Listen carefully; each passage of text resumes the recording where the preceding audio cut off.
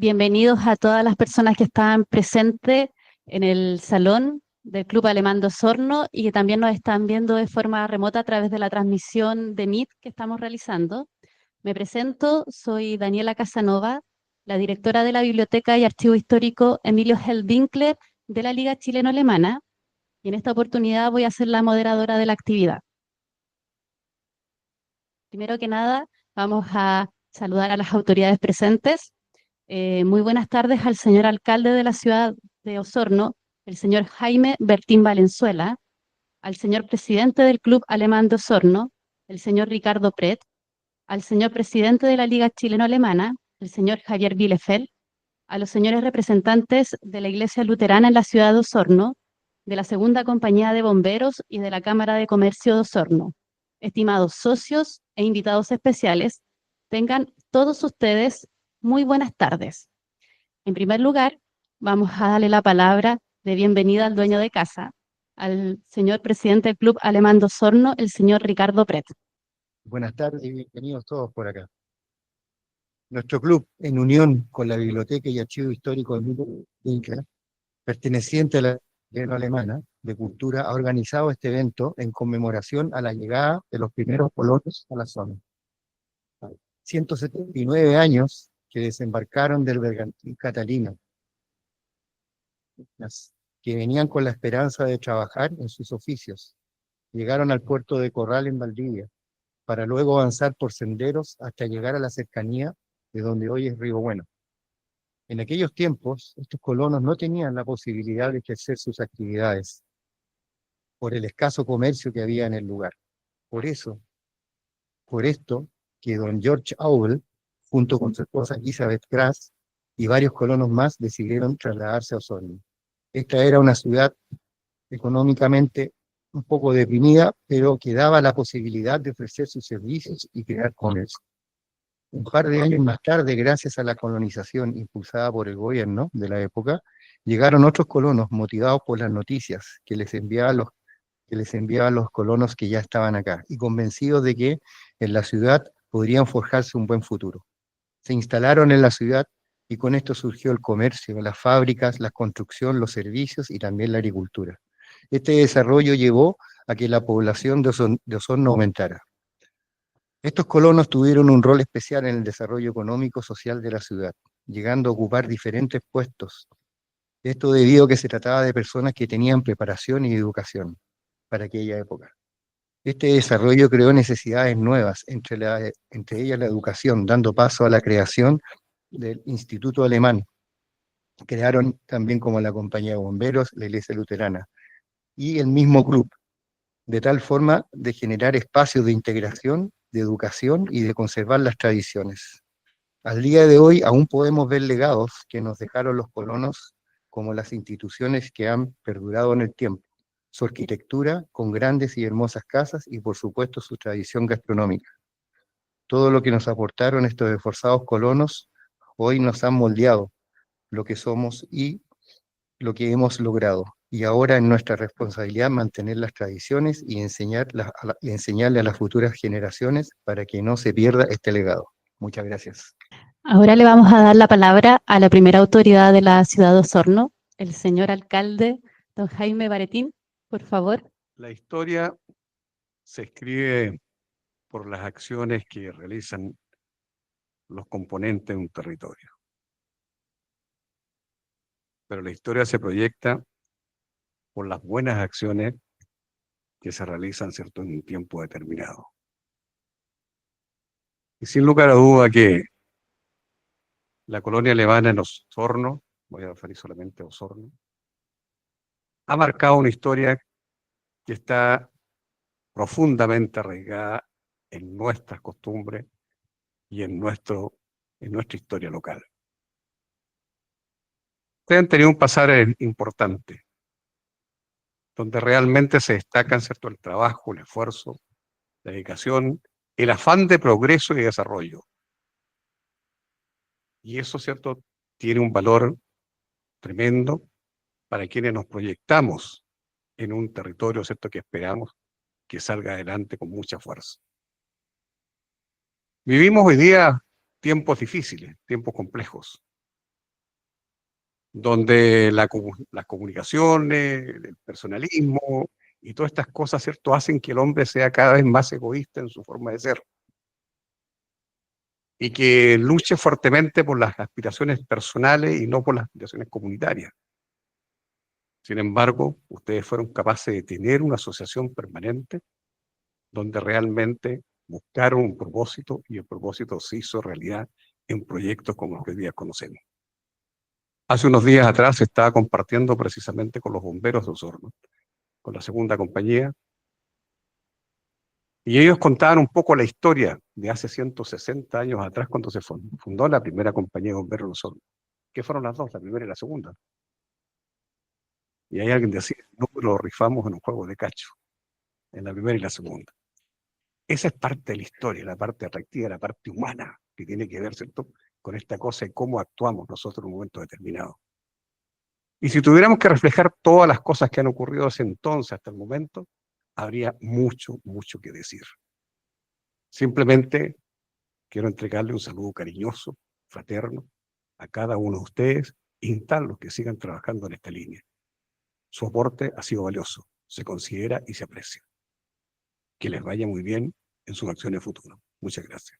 Ahora les dejo la palabra a Javier Bielefeld, el presidente de la Liga Chileno-Alemana de Cultura. Estimadas autoridades, socios y amigos de la Liga Chileno-Alemana y de la Biblioteca y Archivo Histórico Emilio Heldwinkler. Hola a todos. Para los que no entienden alemán, voy a dar unas pequeñitas palabritas en alemán, primero de bienvenida y después continuaremos en castellano. Sehr geehrte Damen und Herren, es ist für mich eine Freude, Sie heute im Namen des Deutsch-Chilenischen Bundes und des Emil Held Archivs begrüßen zu dürfen. Wir sind sehr dankbar, dass wir heute so zahlreich erschienen sind, um uns den Tag der deutschen Einwanderung in Chile zu feiern. Als DCB bemühen wir uns stets, Veranstaltungen in den Regionen zu organisieren und zu unterstützen. Im vergangenen Jahr hat das leider nicht geklappt, aber glücklicherweise ist es dieses Jahr gelungen, was mich als gebürtiger Osorniner ganz besonders freut. Unser Dank gilt dem Deutschen Verein Osorno für die Unterstützung, die es uns ermöglicht hat, diese Veranstaltung heute hier durchzuführen. Der Tag der deutschen Einwanderung wurde vor etwa 15 Jahren ins Leben gerufen, um die harte Arbeit unserer Vorfahren zu würdigen. Als Archiv ist es unser Ziel, nicht nur die Dokumente in unserer Bibliothek zu bewahren, sondern auch die Geschichte der deutschen Einwanderung und ihrer Nachkommen lebendig zu halten und weiterzugeben. Estamos muy contentos de poder conmemorar hoy este Día de la Inmigración Alemana en Chile, donde escucharemos una interesante charla del Club Alemán de Osorno y la Iglesia Luterana en Chile. Como Liga Chileno-Alemana y Archivo Histórico Emilio Held, estamos muy agradecidos de la buena recepción y alta convocatoria. Un gran saludo también para todos los que nos acompañan de manera telemática.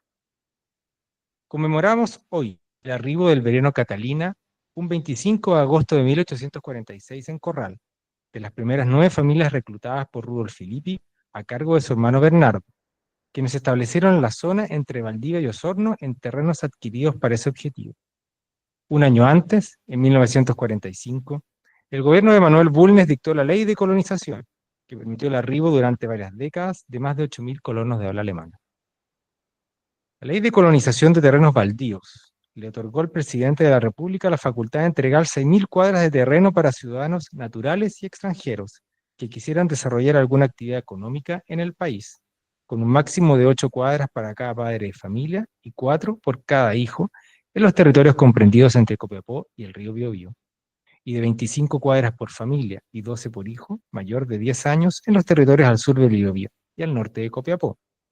La entrega de semillas y útiles necesarios para el trabajo agrícola, el pago del transporte de los colonos, la exención de contribuciones o cualquier impuesto a la propiedad o producción por 20 años y la nacionalización inmediata de los colonos asentados. La ley fue acompañada luego de otras disposiciones, como por ejemplo la de 1851, que entregó concesiones a los buques que trasladaran colonos desde los diferentes puertos de la República hasta Yanquihue. Posteriormente, se agregó a los efectos de la ley los terrenos baldíos de la Araucanía, luego de la ocupación de ese territorio. En 1861 se creó por ley la provincia de Yanquihue, que separó los territorios comprendidos Osorno y Carelmapu, de las provincias de Valdivia y Chiloé respectivamente, y a la provincia de Yanquihue se le mantuvo el apelativo de territorio de colonización. La Biblioteca y Archivo Emilio Heltwinkler fue inaugurada en 1985 gracias a la donación de la extensa colección que recopiló durante muchos años de investigación el historiador Emilio Heltwinkler y el aporte generoso de miembros de nuestra comunidad que permitieron la construcción del edificio en el cual está albergado. A través de los años, el archivo ha ido incrementado por diversas donaciones posteriores, lo que ha permitido que sea una fuente importante para diversos investigadores y personas que quieran acceder a información sobre el proceso inmigratorio de alemanes en Chile. El archivo tiene como objetivo recopilar, preservar y difundir los diversos materiales bibliográficos impresos y en otros soportes, que forman parte de la memoria colectiva del patrimonio cultural de la comunidad chileno-alemana, conservando así su identidad, con el fin de permitir el acceso a la información y al conocimiento de los contenidos de sus colecciones. Por lo anterior, el archivo ha realizado numerosas exposiciones, como por ejemplo el SMS Dresden, 100 Jahre Historisches Archiv, la colonización alemana y tesoros del archivo, entre otros. Adicionalmente, la Liga Chileno-Alemana, gracias a la documentación del archivo, ha publicado y editado numerosos textos, como Los Pioneros de Yanquihue, Tras la estela del Dresden, Die Deutschen und die Deutsch-Chilenische Gemeinschaft in der Geschichte Chiles, etc. En la misma línea, el archivo realiza charlas periódicas sobre diferentes temas relacionados a la inmigración alemana y el aporte de su cultura en Chile. Queremos, por supuesto, agradecer al Club Alemán de Osorno y también a nuestra expositora de hoy. Por lo tanto, voy a hablar un poquito sobre ella. Rosemary Thompson Benda nació en Osorno. Realizó sus estudios básicos y secundarios en el Instituto Alemán de la ciudad y paralelamente asistió a clases de ballet. Se formó profesionalmente en la Universidad Austral de Valdivia, titulándose en Pedagogía en Artes Musicales, además de estudios de ballet y lutería. Ejerció laboralmente y en forma paralela las tres profesiones en la misma ciudad en instituciones privadas, estatales y universitarias. En 1990 se trasladó a Osorno, ingresando como docente del Instituto Alemán de esa ciudad. Dentro de esta institución, junto con realizar clases de música y talleres extraprogramáticas, creó y dirigió espectáculos musicales. Además, canalizó su interés por la investigación histórica que la llevó a formar un amplio archivo de fotos patrimoniales. En los últimos años en esa como directora del Centro Cultural Sofía Hott del Instituto Alemán, dándole al espacio un sello especial con muestras permanentes de objetos patrimoniales, un centro de documentación histórico, organizó exposiciones visuales, espectáculos artísticos y conciertos. Ha escrito y publicado varios libros sobre la historia de instituciones chileno-alemanas, en que se ha rescatado sus historias e imágenes patrimoniales.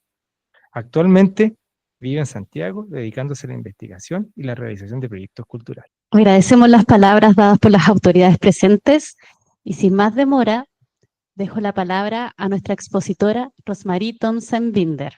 Me alegro mucho que haya convocatoria para escuchar la charla y espero que también sea para ustedes útil y que sea algo de aprendizaje, porque yo creo que de eso se trata. Cuando puse el título, me entró la duda que alguien podría pensar que tal vez era una charla relacionada con la iglesia. Si alguien esperó eso, desgraciadamente no es relacionado con la fe, sino que en realidad es histórico, es el desarrollo histórico de la iglesia.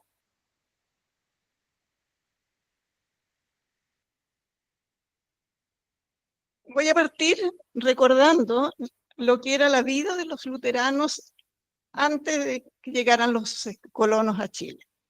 La gran mayoría de los luteranos que vivían en Chile estaban o en Valparaíso o en Santiago. Eran lugares, sobre todo en Valparaíso, habían bastantes, que eran en general personas que se dedicaban al comercio marítimo. Pero lógicamente que su visión de la vida era un poco diferente, sobre todo aquellos que vivían permanentemente allí. Tenían ciertas limitaciones, no podían desarrollarse plenamente, porque su religión no estaba reconocida por el Estado. En ese momento el Estado de Chile estaba unida a la Iglesia Católica y era la única iglesia que se permitía en el país. Esto trajo que tuvieran ellos que, si querían tener algún encuentro religioso, hacer algunos encuentros ocultos clandestinos en ciudades, perdón, en casas pequeñas, o en Valparaíso se hacía mucho en barcos mercantes que estaban de otros países, en los que ellos iban al barco y se reunían en reuniones de carácter religioso.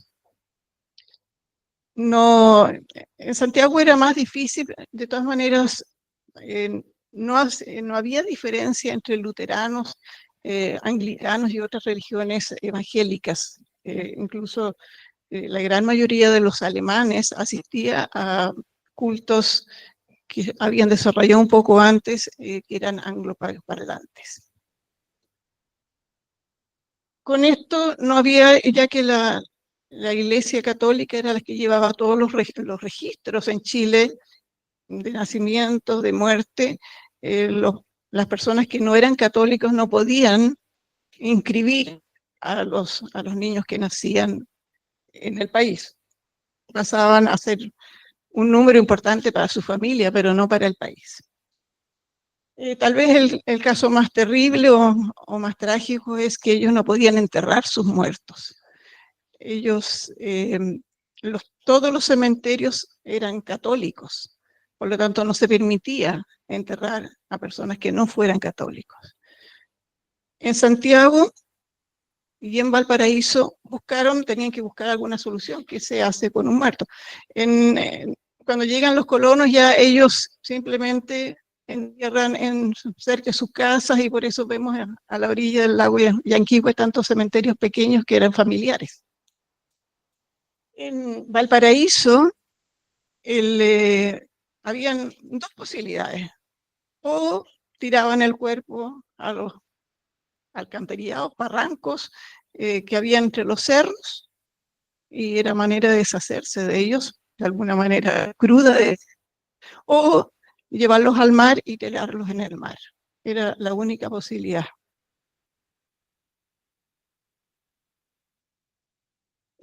Pronto sí, incluso Bernardo Higgins, él dio autorización para dedicar un espacio en el cerro donde actualmente está el cementerio de disidentes, para formar un cementerio para las personas que no fueran católicos.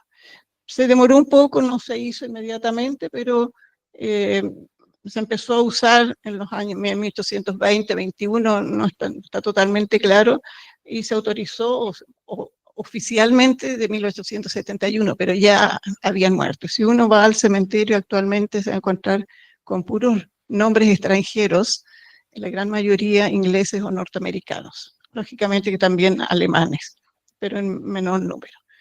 Y llama la atención justamente, yo creo que por la manera como nació, que cada uno iba a hacer su tumba, cavaba la tumba y enterraba, que es totalmente desordenado. Otros hacia el otro lado no es un cementerio ordenado, sino que quizás a algunos les gustó más enterrarlo que miren el mar, o la verdad es que no queda claro. En Santiago, en cambio, la única manera ya que era una ciudad que había más personas, en los pies del Cerro Santa Lucía había un basural, y las personas iban durante la noche con sus muertos envueltos en alguna tela y lo depositaban en ese lugar.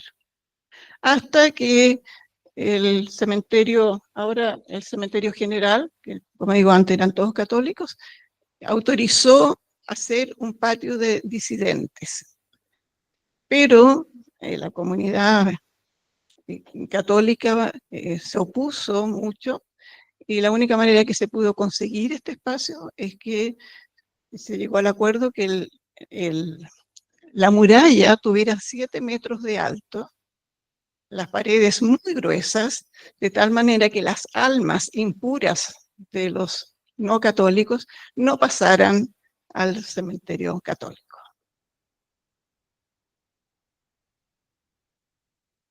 Bueno, ya hay algunas cosas que ya se dijeron, así que ya tenemos más o menos claro cómo llegaron o cómo se gestó la llegada de los primeros colonos. También se dijo el primer barco que llegó con colonos, y justamente eso es lo que estamos conmemorando ahora, llegó un 25 de agosto. Estos colonos no pertenecían a la gran mayoría de los colonos que llegaron después, que venían organizados por el Estado. Estos son colonos particulares, o sea, un grupo de personas particulares, unos empresarios particulares, que eran alemanes que vivían en Valparaíso, organizaron este viaje. Entonces, cuando llegaron a Corral y de ahí se fueron a las cercanías del río Bueno, ellos había un espacio, tal como dijo Javier, no sé, que no tenía posibilidad de hacer comercios. Ellos eran todos, tenían profesiones o oficios más bien artesanos, pero había herreros, había mobilistas, ese tipo de personas. Todos venían con bienes para comprarse su tierra. Ellos no recibieron tierra del Estado, no es los que recibieron, que es más o menos 2 o 3 años después, ya empezaron a llegar ya los que se organizó con el Estado. En este caso ellos traían sus bienes, digamos, para comprar un sitio, ya sea un campo o un lugar donde vivir. La situación era muy precaria donde ellos llegaron y no veían futuro en ese espacio. No podían comprar campo porque se dieron cuenta que todos los campos que estaban alrededor tenían dueño, no habían campos sin dueño, y por eso George Orwell decide venir a Osorno y lo siguen. Entonces, Lawrence Holstein, Johannes Ide y Nicolás Rusch, que son algunos de los que está consciente que llegaron. No hay una fecha exacta cuando llegaron a Osorno, pero se supone que unos 2 años después de haber llegado a Chile, se trasladaron a Osorno.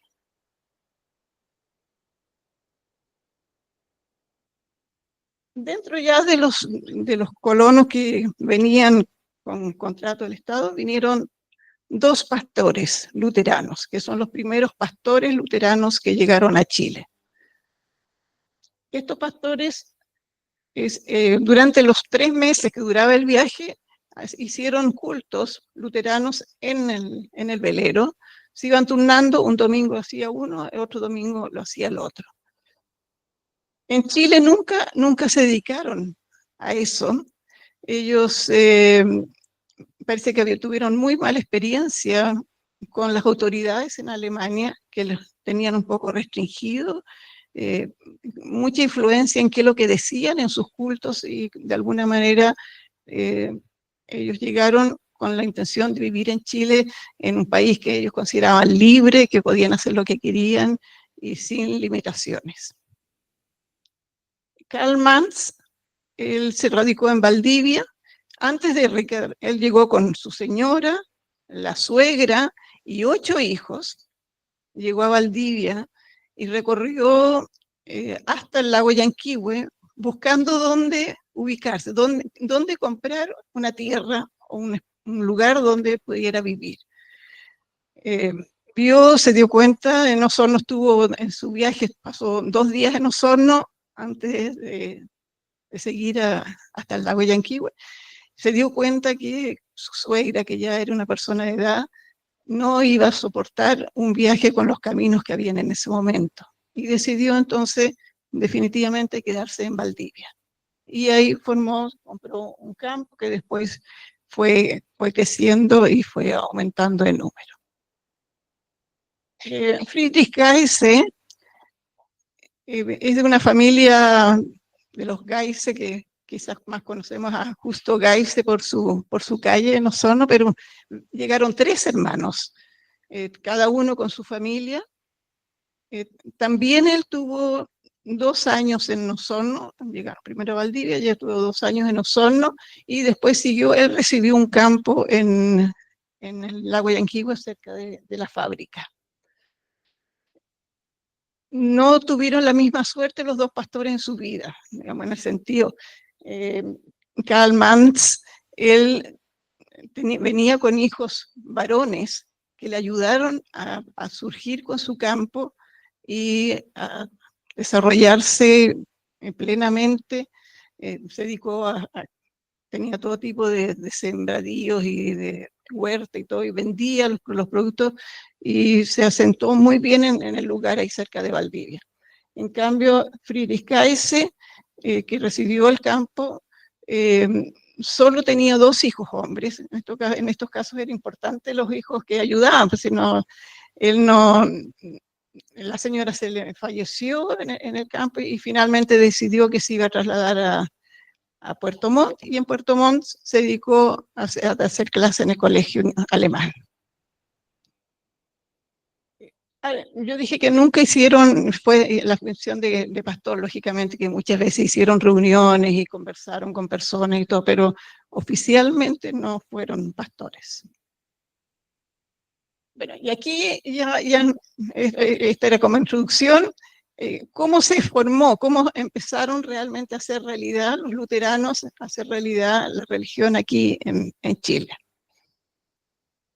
Nació un poco en Puerto Montt, con una visita que hizo Rudolf Amando Filippi a la ciudad, donde 2 personas bastante importantes lo contactaron y le hablaron que ellos sentían que su vida, para que esté plena, tenían que tener también su religión presente. Y le pidieron consejos, cómo podían formar una comunidad. No había plata, Puerto Montt era bastante más, tiene una historia muy, muy reciente en ese tiempo, las personas vivían lejos generalmente los colonos, por lo tanto quedó la idea, pero no se concretó nada. Mientras tanto, en algunas parroquias, que es lo que sucedió en Osorno, se empezaron a inscribir, se hizo una nómina de inscripciones de los disidentes, para que al menos haya un papel para saber quién se casó o quién falleció o qué niños nacieron. Pero esto no tenía ninguna validez, ¿eh? Era solamente formal el tener estas nóminas. Y aquí es donde aparece el Club Alemán de Osorno. Se funda en 1862 con un grupo de colonos. Ya el colegio alemán existía, por lo tanto la educación de los niños ya estaba asegurada, y lógicamente que los señores, primero solamente varones, se juntaban a conversar y a pasarlo bien. Dentro de sus obligaciones, que digamos ellos se propusieron, era preocuparse del cementerio. Nosotros ya se había designado un lugar donde existe ahora el cementerio alemán, que había sido un cementerio, pero le dieron una esquinita porque el cementerio se iba a trasladar, o sea, la gran mayoría ya se estaba enterrando en el cementerio católico, y por lo tanto se le autorizó en ese espacio. Y en las cercanías vivía don Herbert Hube, y él se hizo cargo de administrar, por así decirlo, prestando herramientas y cosas así en forma rudimentaria. Entonces, cuando se creó el Club Alemán, se ofrecieron a que ellos administraran el cementerio, que ellos lo tomaran ya como su labor principal. Hicieron un registro también dentro de los alemanes de nacimiento y de fallecimiento. Crearon una biblioteca con los libros que cada colono había traído, la ubicaron en el Club Alemán, que todavía no tenía un lugar fijo. Ellos arrendaban locales, pero siempre había, los alemanes siempre estaban acostumbrados a leer, entonces tenía un lugar. Y lo más increíble es que ellos compraron 100 libros a Carl Anwandter en Valdivia para acrecentar esta biblioteca. Si uno piensa cómo tenían contacto, pero los contactos no eran tan, uno ve que era muy lejano todo, los caminos muy malos, pero sí había contacto entre los alemanes de una ciudad a otra.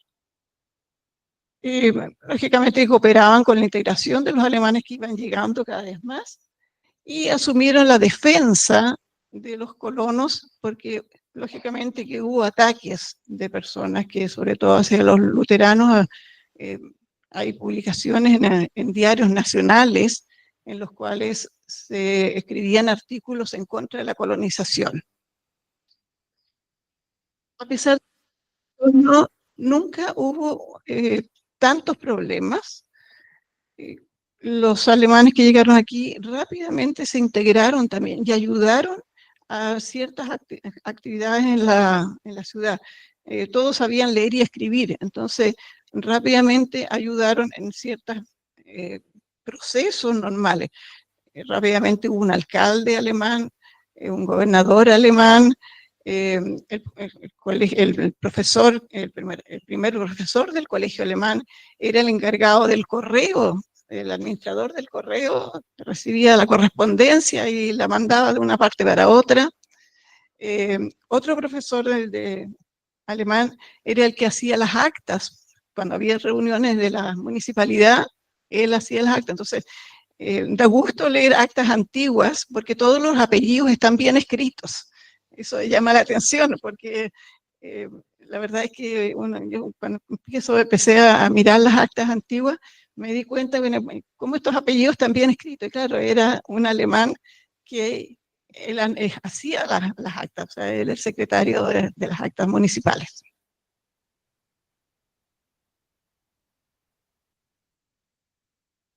Cuando Filippi supo de la creación del del Club Alemán de Osorno, él envía una carta a Alemania solicitando un pastor para una comunidad luterana en el sur de Chile. No especifica pero él ya había tenido esa conversación en Puerto Montt y con conversaciones aquí en Osorno también, hace esta solicitud.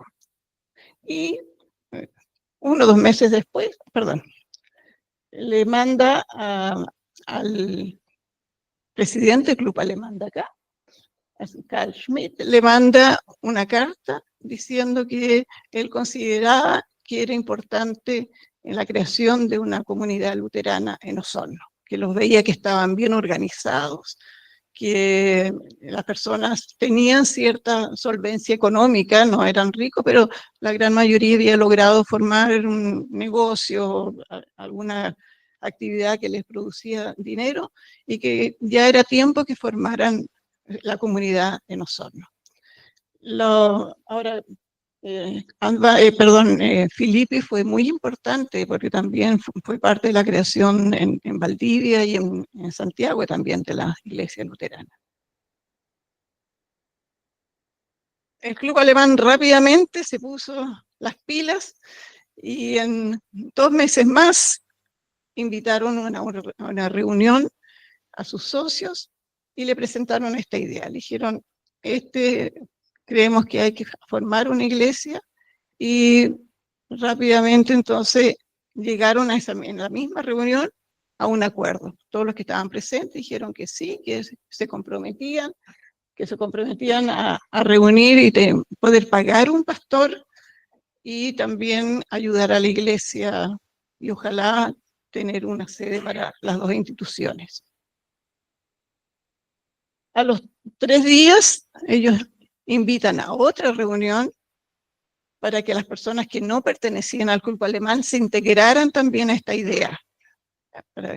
Y ahí se juntan entonces y ya se considera creada la primera comunidad alemana luterana en Chile. Puerto Montt rápidamente también se incorpora, no hay una fecha exacta, ellos a veces dan la misma fecha de Osorno, pero ellos se incorporan 1 o 2 meses después a esta idea de formar una comunidad. Llegan a un acuerdo en que el pastor que se va a contratar va a ser pastor de Puerto Montt y de Osorno, que durante 6 meses va a estar en una ciudad y otros 6 meses en la otra ciudad. Esto durante 5 años. El contrato era por 5 años para una ciudad, y, perdón, 5 años en total, 6 meses en una ciudad, 6 meses en la otra.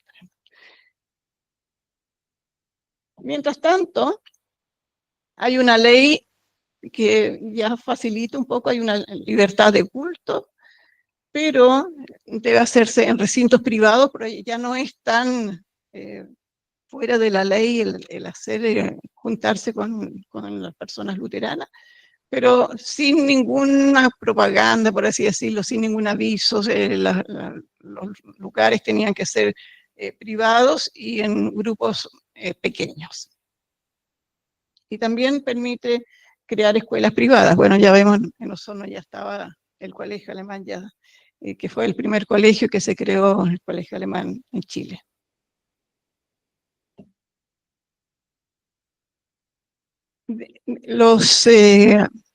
El colegio alemán y la iglesia luterana hacen una sociedad y compran esta casa que estaba en la plaza, que había sido del gobernador García, que dicen que era la única casa que tenía vidrios originalmente. Y la idea era entonces, durante la semana, lunes a sábado, colegio, y domingo para la iglesia. Así la casa tenía piezas relativamente grandes que permitían que los alumnos no eran tan numerosos y estaban todos unidos en un solo curso, según no había diferentes cursos. Antes de eso, el colegio había funcionado en la casa del profesor. Él cedía su living para hacer las clases. Bueno, y llega el primer pastor, el pastor Alfred Tischka, que llega a Puerto Montt, está 6 meses en Puerto Montt y se viene a Osorno. Mientras estaba en Osorno, va a la Unión, hace un viaje a la Unión, donde ofrece cultos y él considera que formó una comunidad, pero vamos a ver después que no era tan solvente, tenía bastantes problemas porque la Unión no tenía ninguna posibilidad de realmente tener un pastor propio. Hace lo mismo en Valdivia, también va a Valdivia y ve si puede formar una comunidad. Después de los 6 meses en Osorno, vuelve a Puerto Montt otra vez, pero ahí no duró mucho y rápidamente mandó una carta que él se retiraba de las comunidades, que volvía o se iba al norte. Nunca hubo ¿por qué? Dicen que estaba enfermo, que el clima, que algunas disculpas, pero la verdad es que no se sabe. Viajó a Valparaíso y a Santiago, donde ofreció cultos, pero tampoco nunca lograron hacer una comunidad realmente que fuera duradera, no era tan fácil. Pretendió ser agente colonizador, que tampoco le resultó, y finalmente, después de estar 2 años en Chile, regresó a Alemania y dejó las comunidades sin pastor, lo cual se demoraba hasta que se pudiera pedir otro pastor. El club alemán, él tuvo, el tiempo que estuvo en Osorno, fue muy reconocido y el club alemán lo nombró miembro honorario al pastor, estando aquí en Osorno.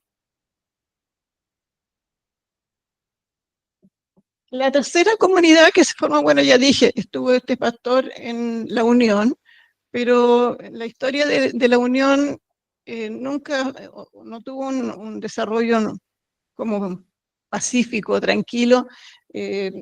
Tiene como varias fundaciones. Primero depende de Osorno, después pasa a ser filial de Valdivia, durante algunos años fue una iglesia independiente y actualmente sigue siendo de Osorno. ¿Ya? Nunca han podido tener una comunidad ellos solos. Bueno, la iglesia que ellos formaron bastante más tarde, 1903 recién, y tuvieron una construcción de tener sus cultos. El pastor Tishka, cuando él vio que había que compartir en mismo establecimiento, el colegio y la iglesia, no le gustó. Consideró que era solamente tener un espacio una vez a la semana, un día, no era suficiente, y le pidió a la comunidad que hicieran una capilla para Osorno. Osorno, muy obediente, se pusieron a trabajar en sacar una capilla. Pero bueno, el pastor ya se había ido, pero de todas maneras llegaron a la capilla. El colegio es el que está allá, ¿no es cierto? Y la capilla, la casa que se ve, no es no tiene forma de iglesia, de nada, sino que simplemente es como una casa. Dicen que adentro, según las actas que hay, era muy, muy sencillo, no tenía ningún adorno al comienzo. Se fue después, cada uno que podía, hacía una donación, ya sea algunas bancas o el altar, todo fue hecho con donaciones, no se gastó prácticamente dinero. Y el primer calefactor que tuvo fue recién a fines del siglo XIX. O sea, durante todo ese tiempo nunca hubo calefacción en que cuando nos quejamos del frío ese, nos acordemos.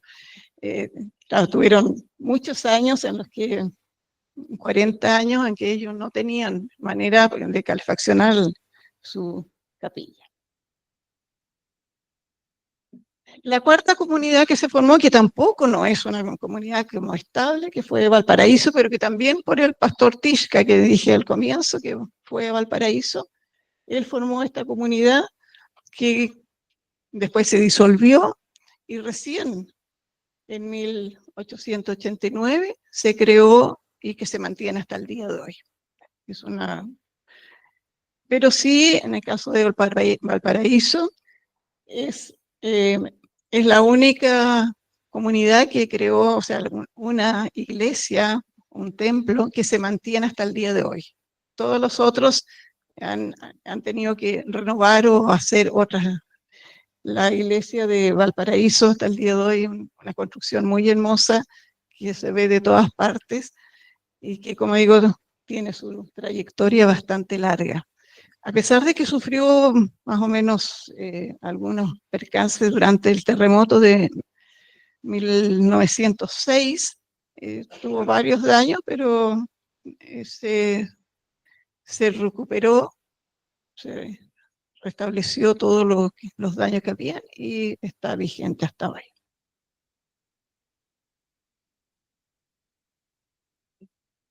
Puerto Montt, que ya habíamos visto que fue con Osorno la creación de las dos comunidades. Ellos recién en 1871 logran construir un templo. Y este templo no alcanzaron a inaugurarlo. Sí lo utilizaban para algunas actividades, algunos cultos, pero todavía no tenían la inauguración oficial. Y fue quemado intencionalmente. En Puerto Montt hubo muchos problemas con los colonos entre católicos y luteranos. Y no solamente entre chilenos y alemanes, sino que incluso entre católicos alemanes y luteranos alemanes. ¿Ya? Incluso el incendio de esta capilla, dicen que fue un alemán, católico alemán, que era un joven, que al parecer sí de vez en cuando tenía algunos problemas mentales y que él habría quemado la iglesia. No hay ningún registro que se pueda identificar realmente quién fue la persona o qué persona. Pero Puerto Montt tuvo problemas, por ejemplo, si había un matrimonio católico iban los luteranos a gritar o a hacer escándalos y viceversa también, o sea, bastante más salvaje, por así decirlo, ¿ya? En ese sentido, Osorno no tuvo ese problema. No, siempre hay alguien que no está de acuerdo, pero no al nivel de violencia que existió en Puerto Montt. Puerto Montt también tenía problemas porque ellos se hicieron cargo de pequeñas comunidades o de grupitos de familias que estaban repartidos, entonces el pastor tenía que ir a distintas partes y se demoraba hasta que llegaba a Frutillar, por ejemplo, iba como una vez al año o 2 veces al año a ver los fieles allá. No era fácil la vida del pastor en Puerto Montt. Volvemos a tener aquí una ley o un decreto, que en este caso ya se decreta que haya un lugar para enterrar a los disidentes en cementerios católicos, y se autorizó que existieran cementerios privados. O sea, lo que ya estaba sucediendo en muchas partes, ahora sí ya era oficial.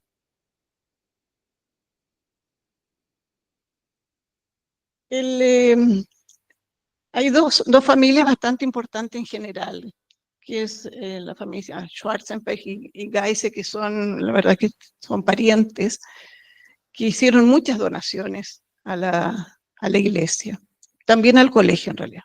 Pero en este caso ellos regalaron una campana y un reloj a la iglesia. Pero como la iglesia no tenía campanario y tampoco encontraron dónde poner el reloj, decidieron que el colegio, que estaba al lado, porque este ya es un colegio nuevo, que estaba en el mismo lugar donde estaba la casa que mostré anteriormente, ellos hicieran el colegio con una torre, con su campanario, y pusieran la campana del colegio, de la iglesia, en el colegio. Y el reloj, que es el círculo negro que está ahí, que era en ese momento muy útil para las personas habituales que no tenían reloj. Entonces, para los que pasaban por el centro sabían qué hora era. Por esta confusión, muchas veces en archivos fotográficos o incluso en publicaciones, en libros, se piensa que esta es la iglesia luterana, pero no lo es. Este es el colegio. La iglesia está hacia el lado de acá, ¿ya? Y esta gran torre. Bueno, la campana lógicamente se utilizaba para llamar cuando los niños iban al colegio, cuando salían del colegio, para los cultos, que todavía no estaba tan autorizado de que se tocara una campana para un culto, para los bomberos también, ¿ya? Todos los, algún acontecimiento de Osorno, se tocaba la campana, como digo, campana que era de la iglesia, pero estaba en el colegio.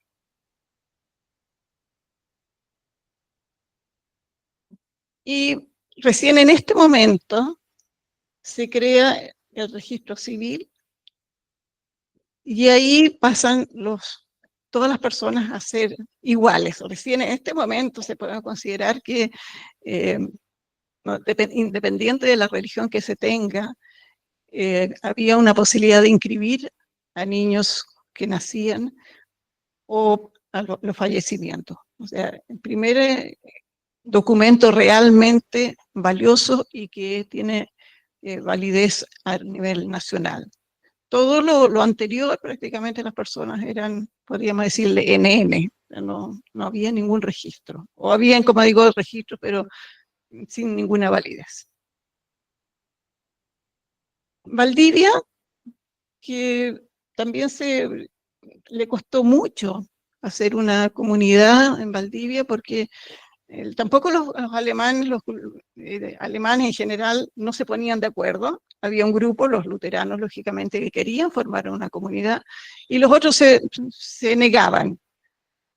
Y tuvieron muchas reuniones, hubo el pastor de Osorno, trató, bueno, primero vimos al pastor de Tischke, que después el pastor Renz de Osorno, que fue pastor de Puerto Montt, fue a Valdivia para motivarlos a crear una comunidad, y no lograban ponerse de acuerdo. Parece que las reuniones eran incluso de bastante de discusión y a un nivel bastante alto, de agresivo, que tal vez hubo un caso, un momento que los hizo pensar que un hijo de Carlos Anwandter, se llama Ricardo Anwandter, en una de estas reuniones que te decían que sí, que no, que sí, que no, él pide la palabra y dice: yo no necesito la iglesia, para mí la iglesia no es importante, pero entiendo perfectamente a las personas para las cuales sí es importante. Entonces, ¿por qué tenemos que ser egoístas? Apoyemos una iglesia, el que quiere va y el que quiere no va, pero ¿por qué vamos a quitarle la posibilidad de que los que son luteranos asistan a su iglesia y los que no tienen interés en la iglesia? Y muy poco después se ponen de acuerdo y crean su comunidad. Y en el caso de ellos, muy poco después construyen su templo, bastante más grande que el de Osorno, pero claro, era ya en Valdivia también había en esa época más surgimiento económico.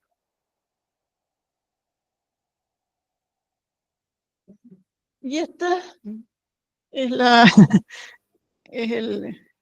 es Santiago.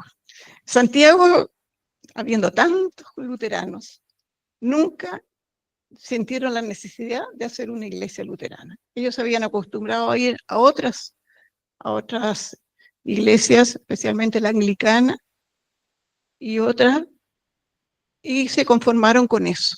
Nunca tuvieron la necesidad de que realmente que existiera una iglesia luterana. Hasta que llegó un teólogo que él no llegó como pastor, él llegó a hacer clases a un instituto internacional que había en Santiago, era un colegio que traía profesores de toda Europa, perdón. Habían profesores franceses, ingleses, y llegó este alemán, que era alemán suizo, llegó a hacer clases. Y de repente se le ocurrió a él: ¿por qué no invito a las personas que sean luteranos a juntarnos en algún momento, en algún lugar, y hacemos un culto, alguna ceremonia, o al menos conversamos? Y así fue conociendo a la comunidad luterana durante un par de años, hasta que propuso formar una comunidad. Es la única comunidad que nace por un pastor, o sea que el pastor invita a formar una comunidad. Todas las otras fueron al revés. Primero se formó el grupo de comunidad y después se trajo el pastor. En este caso fue de esta manera. Bueno, ustedes preguntarán por qué esa foto tan extraña que tengo ahí. Ellos compraron una casa, esas típicas casas de Santiago, que tenían, todavía existen algunos con patios interiores, donde está el poste de la luz, ahí detrás está la puerta. Y las dos cositas que están al lado son las ventanas. Eso es lo que era la fachada. No hay ninguna foto, más que esta. Bueno, esta la amplié porque el colegio alemán estaba aquí. Entonces es una foto del colegio alemán donde se alcanza a ver la capilla. Pero no hay ninguna. Yo hice una investigación sobre la historia de la iglesia luterana en Santiago. Revisé cuánto archivo hay en Santiago, cuánto documento. Nunca encontré. Le pedí a la comunidad si no tenía. Y en esa casa ellos lo utilizaron de iglesia durante 30 años. O sea, no es que hayan estado un ratito nomás. Durante 30 años y no hay ningún registro fotográfico. Bueno, quizás hay, no lo encontré. Pero que lo busqué y reconozco que lo sigo buscando porque eso me quedó, no logro entender cómo no hay un registro. También es verdad que en ese tiempo no se tomaban tantas fotos, pero de las otras iglesias hay registros. Entonces, ¿por qué de esta? Que como digo, hasta 1930 estuvieron ahí ya habían fotografías. No sé qué es lo que pasó. No tengo la explicación. Ellos después, ¿no es cierto?, en 1930, 32, construyeron la iglesia que hay hasta el día de hoy, que es la Lota, que le llaman, que está en la calle Lota en Providencia. Esta estaba en la calle Santo Domingo, en el centro de Santiago, que después que la iglesia se fue de ahí, el colegio alemán ocupó el espacio y construyó otra cosa. Entonces, ya después de eso se terminó el inmueble, pero en ese momento todavía se pudo haber hecho algo antes. Bueno, si alguien encuentra una foto de la... Bueno, y la última, porque no puedo hablar de todas las iglesias, la última que voy a nombrar, y después voy a dar algunos datos de Osorno, es la comunidad del lago Yanquihue, que en realidad todas estas ya existían, pero como pequeños grupos, y en este momento, digamos, fines del siglo, ellos deciden juntarse y ayudarse, contratar un pastor que pueda recorrer las distintas comunidades, digo, los primeros grupos, eran familias, se juntaban 5, 10 personas, y el pastor entonces recorría, y esta comunidad existe hasta el día de hoy.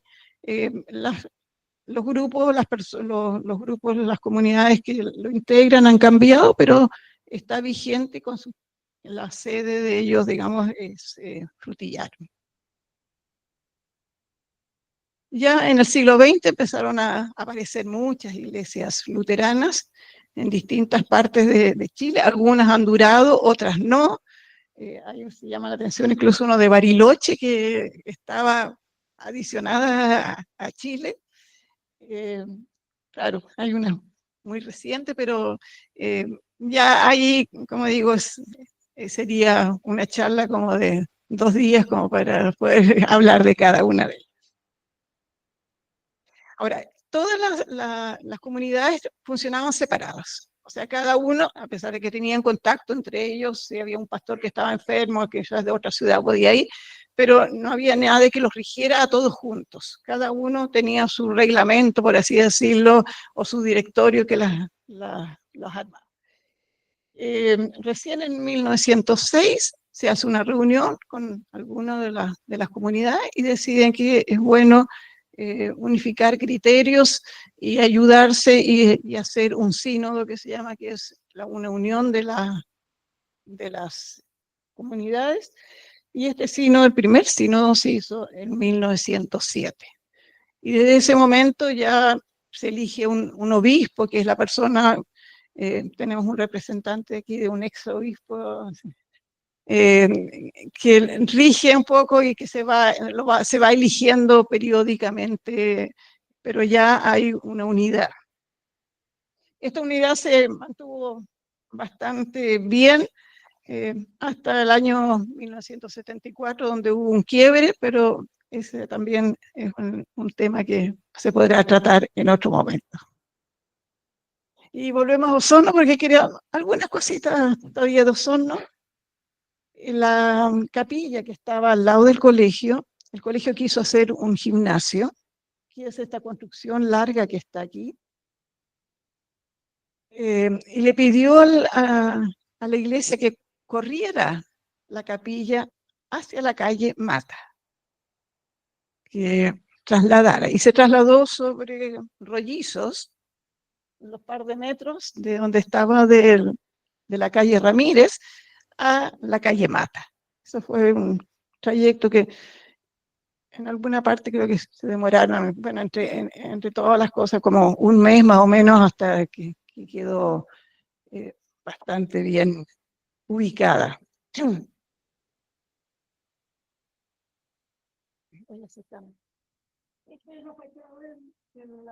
Después se le hizo la entrada por acá, por la calle Mata. No se cambió la ubicación, sino que la entrada a la capilla y como digo, la torre que está es la del colegio, que está detrás de este gimnasio, y un poquito más allá, detrás del árbol, se alcanza a ver una pequeña torre, no sé si la alcanzan a ver.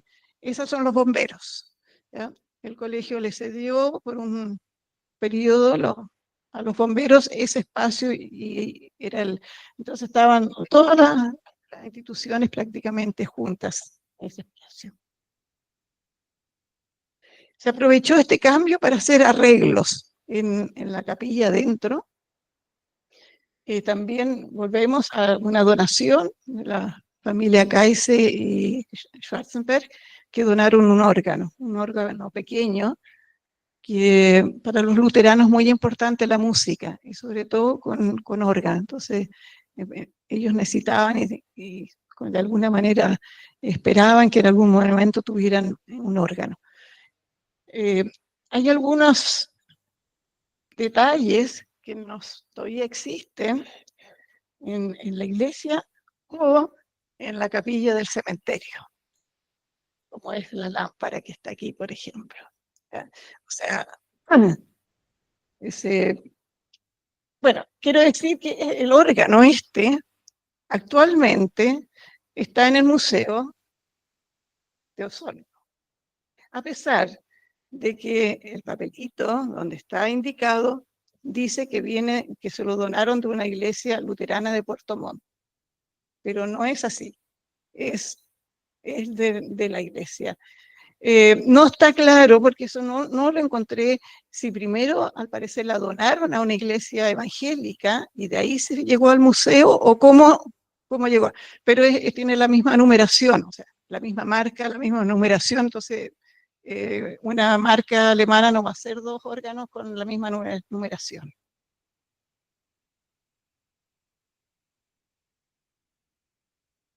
Aunque la foto es posterior a lo que voy a decir, pero cuando la iglesia cumplió 50 años, le pusieron su primer campanario. ¿Ya? Se alcanza a ver, si uno se acuerdan todavía, la imagen de la capilla está vigente. El campanario se puso adelante, a la entrada y esta no es la ubicación de la iglesia ahora, está más hacia Ramírez, porque si alcanzamos a ver, a continuación de la iglesia, para los que son osorninos, está la casa del pastor, que se hizo en 1930, o sea, posterior a lo que yo estoy contando, pero para que se ubiquen. Y después de eso se ve un cerco donde se construyó después la iglesia que tenemos actualmente.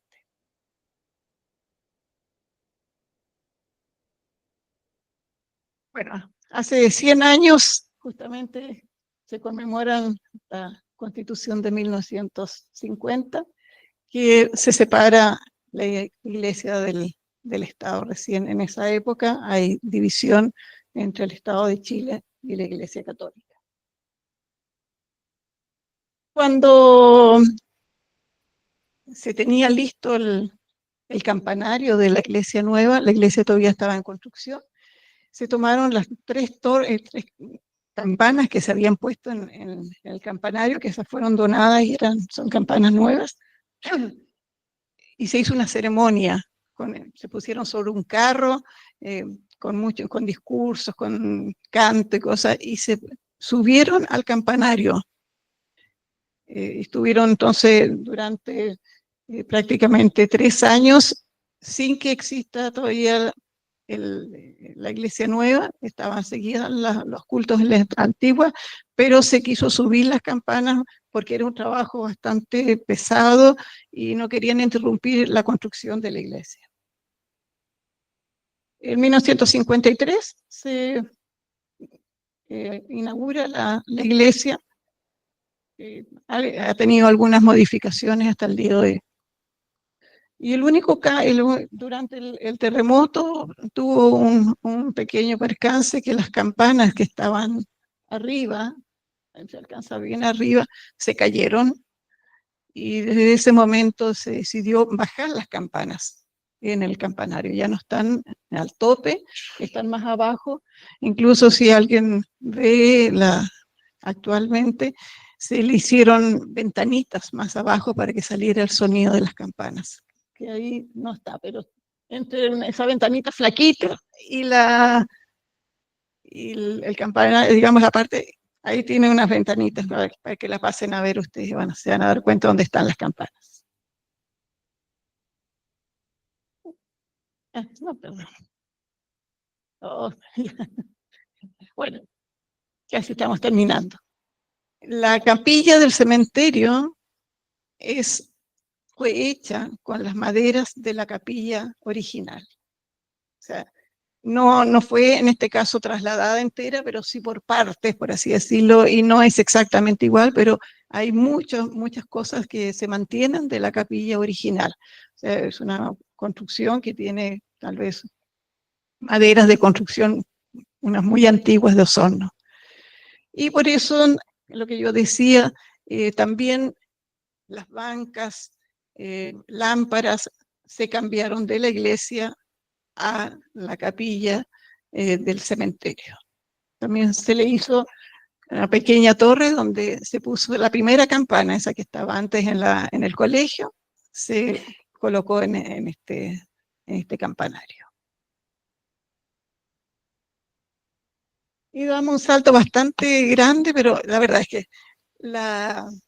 si quisiéramos hablar de Osorno, ya he hecho charlas de Osorno, la iglesia luterana ha estado vinculada a la clínica alemana, eh, al hogar alemán, etcétera. eh, Pero es imposible que en este momento yo hablara de todo, y me centré como para terminar la capilla que se inauguró hace 2 años en la clínica alemana. Espacio bonito para reflexionar, de madera, y creo que es una bonita iniciativa que ayuda, y no solamente a los luteranos, sino que a cualquier persona que en ese momento necesita estar consigo mismo y rezar. Y como para terminar, una visión de las iglesias, de algunas de ellas actualmente, en distintas partes de Chile, que no están todas, pero sí hay una muestra.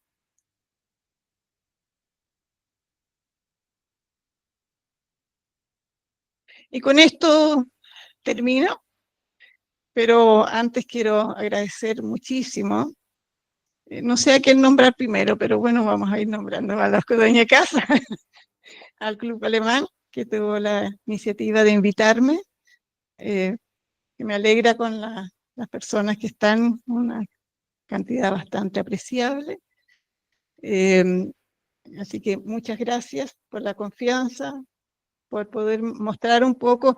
Es mi pasión que tengo ahora, el investigar, y también por el momento me gusta pasar mis conocimientos a otros.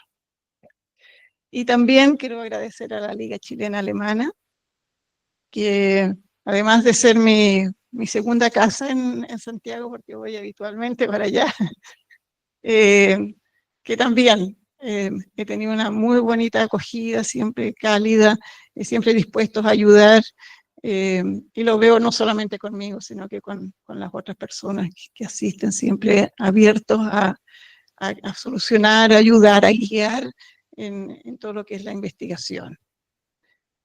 Quiero aprovechar solamente 2 personas más que quiero nombrar en esto de los primeros pastores que hubo, que dije antes que hay 2 personas que me ayudaron, o que me dieron información, incluso documentación bastante importante de los pastores que llegaron dentro de los primeros colonos, que fue una descendiente de Karl Pantz, que es Stella Rudloff, y su papá Guillermo, que ellos recolectaron. El papá Guillermo recolectó estas cartas que él envió a Alemania, y que relatan al menos 3 años que llegar a Chile, con un detalle pero maravilloso, que describe los pájaros, los árboles, los peces, todo lo que él va viendo. No es solamente yo camino para allá, no, él describe eso. Es realmente un documento muy, muy valioso y muy bonito.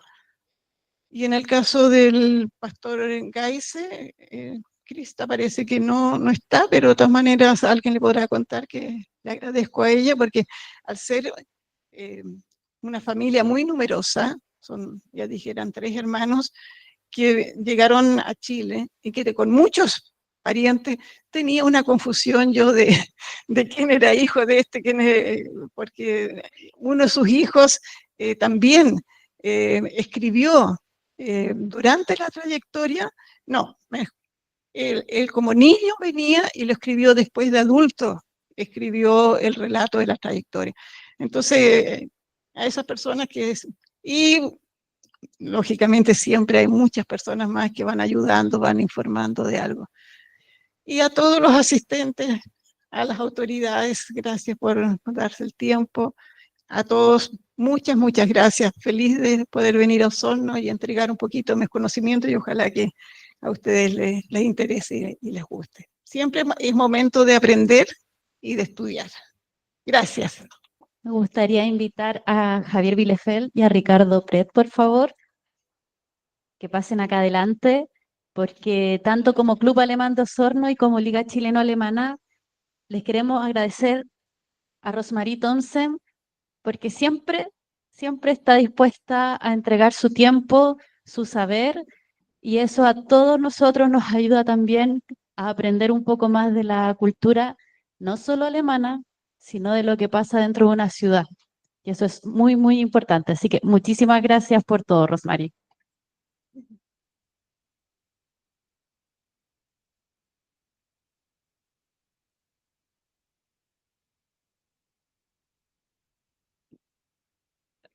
Gracias, sí.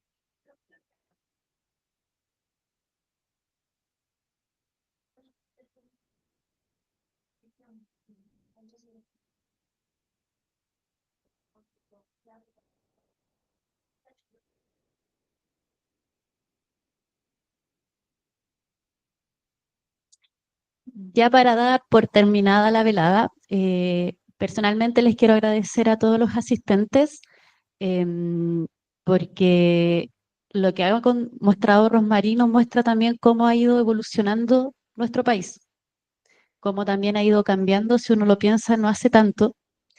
Entonces esto también nos permite comprender lo que sucedía cuando llegaron los primeros luteranos, pero también uno lo puede ver desde la perspectiva de cada persona.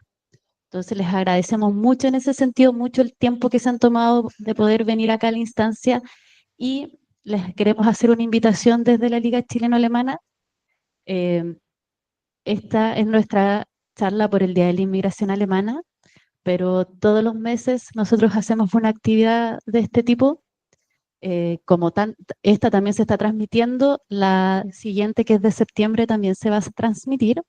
Es el último miércoles del mes de septiembre y, bueno, tiene un título un poco trágico, pero es el asesinato en la calle Nathaniel, porque trata un asesinato, el lanzamiento de un libro que trata sobre un asesinato que ocurrió dentro de la embajada alemana por el segundo al mando de la embajada, del embajador.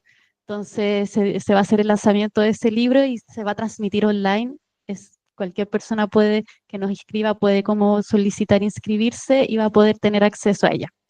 Así que en ese sentido los dejamos a todos invitados y también esperamos que con el Club Alemán de Osorno podamos seguir haciendo más actividades en el futuro, porque como Liga Chileno-Alemana y como archivo estamos siempre deseosos de poder crear en conjunto y también de poder generar instancias de este tipo. Así que sin más, les agradecemos nuevamente y muchas gracias, buenas noches y feliz número 179 del Día de la Inmigración Alemana. Gracias.